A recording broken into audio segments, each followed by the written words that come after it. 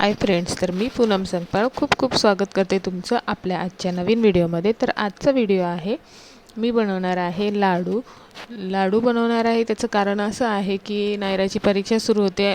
असं इतर वेळी कसं असतं ना, नायराची शॉर्ट ब्रेकचा जो टाईम असतो तो 9-10चा असतो, पण आता शाळेची परीक्षा असल्यामुळे कसं आहे की 10 म्हणजे 10:30 पर्यंतची शाळा आहे, तर त्यामध्ये काही ब्रेक वगैरे मिळणार नाही। आणि नायराला अगोदरपासून सवय आहे की फक्त सकाळी उठून तयारी करून शाळेत जायचं। ती कधीच सकाळी नाश्ता वगैरे काही करून जात नाही, दूध वगैरे काहीच पिऊन जात नाही। तर मला तेच टेन्शन झालेलं की ही आता 10:30 पर्यंत कशी उपाशी राहणार। आणि मग उपाशी असल्यानंतर मग लहान मुलांचं कसं असतं ना की भूक लागलेली असली की त्यांचं बाकी काही करण्यामध्ये पण लक्ष लागत नाही। त्यामुळे मग मला तेच टेन्शन होतं की हिचं कसं होणार, जर ही खाऊन गेली नाही आणि 10:30 पर्यंत मग पेपर कशी लिहिणार। म्हणून मग मी विचार केला काहीतरी बनवावं जेणेकरून ते तिला सकाळी खाण्यासाठी आवडेल पण, आणि ती आवडीने खाऊन जाईल आणि तिला तेवढं 10:30 पर्यंतची एनर्जी पण राहील। म्हणून मग मी तिला विचारलं की मी विचार केला की असं काय बनवू, तर माझ्या काही लक्षात येत नव्हतं। तर तिने मला सांगितलं की तू तिळगुळचे, म्हणजे मी लाडूचं तिला ऑप्शन दिलं, तर तिने सांगितलं की तू जे तिळगुळसाठी जे लाडू बनवलेलेस ना, तीळ शेंगदाणे वगैरे त्याचे तसे बनव। तर मी विचार केला ठीक आहे, चला हेच याच्यामध्येच काहीतरी आपण थोडंसं आणखीन हेल्दी हे करूया आणि बनवूया। म्हणून मग मी फक्त तिळगुळाचेच लाडू नाही तर त्याच्याबरोबर मी त्याच्यामध्ये काजू आणि बदाम पण घातले। तर मी 1 वाटी काजू 1 वाटी बदाम घेतले होते। त्यानंतर 2 ते अडीच वाटी हे होते शेंगदाणे होते।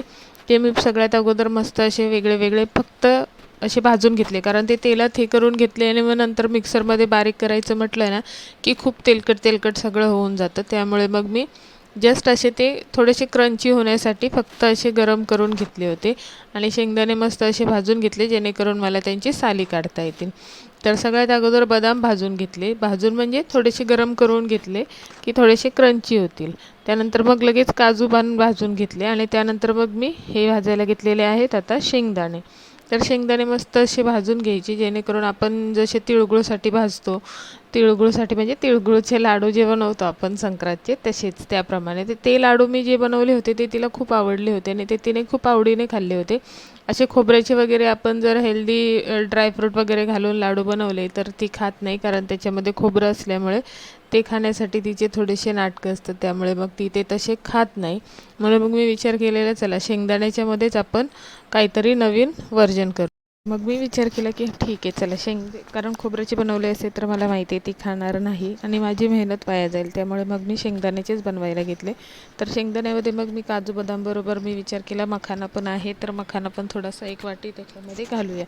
म्हणून मग मी मखाना देखील त्यामध्ये 1 वाटी जो आहे तो मस्त असा क्रंची होईपर्यंत भाजून घेतला आणि त्याच्यामध्ये मी मस्त असं मखाना पण घातलेला आहे। तर मखाना फक्त आहे ना असं कुरकुरीत होईल असाच तो पण हे करायचा। तुपामध्ये आहे ना हे सगळ्या गोष्टी आहे ना तुपामध्ये भाजल्यानंतर त्या खरोखर खूप टेस्टी लागतात।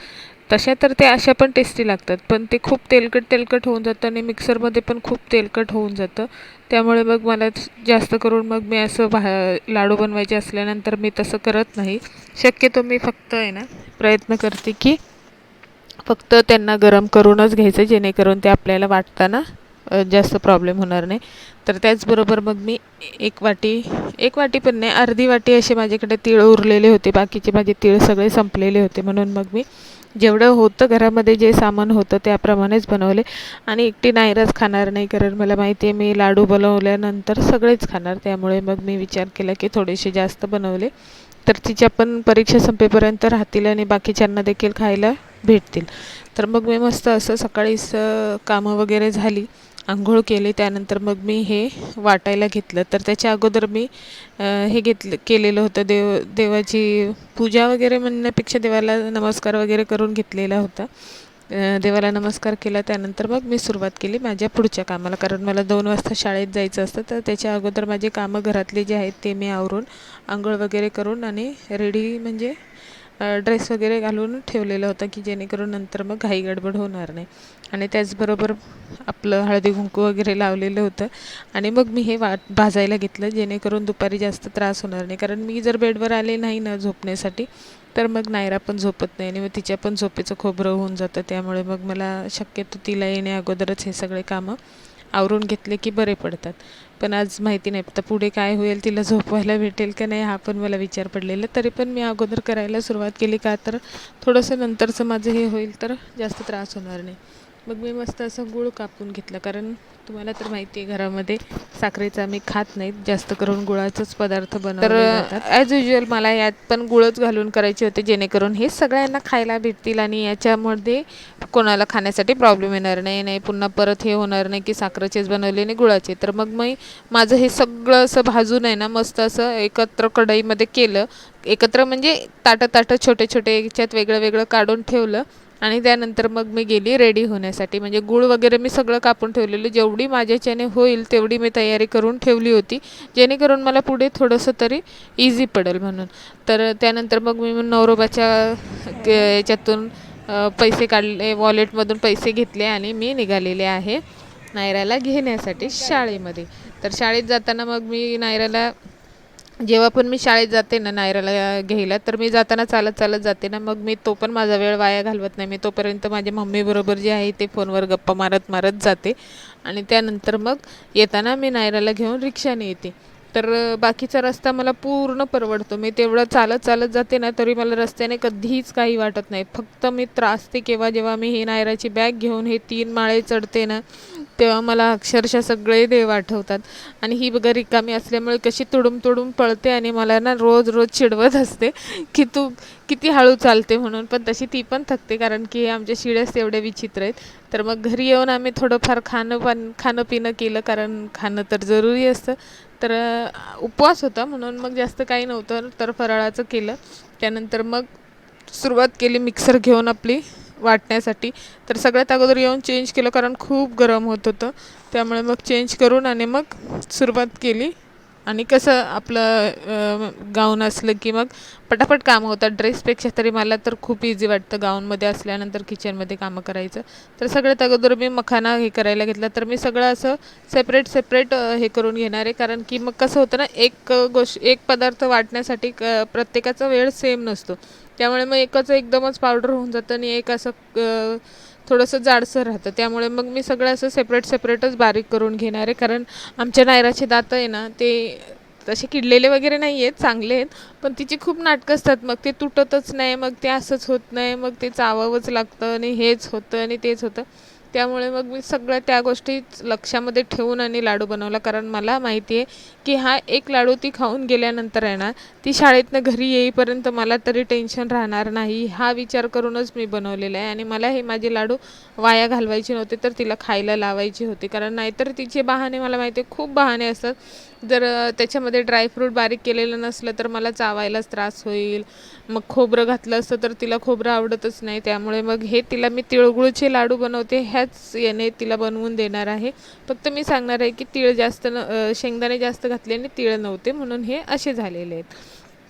तर मग मस्त सगळं असं मी बारीक करून घेतलं. ते सेपरेटच ठेवलेलं आहे बारीक करून. पण आता आपण एकत्र करू शकतो, असं काही प्रॉब्लेम नाही. पण मी थोडंसं हे केलं होतं, वेगळं ठेवलं होतं. तर आता असं पण गुळाच्या ह्याच्यामध्ये आपल्याला एकत्रच करायचं. तर मस्त असं घी घेतलं. आता मात्र मी थोडंसं घी घेतलं, जास्त नाही, कारण माझं घी पण संपलेलं होतं. पण ऑप्शन नव्हतं, काय करणार ना, जे आहे त्याच्यामध्ये काम चालवायचं होतं. त्यामुळे मग थोडंसं जेवढं घी माझ्याकडे होतं तेवढं मी घेतलं.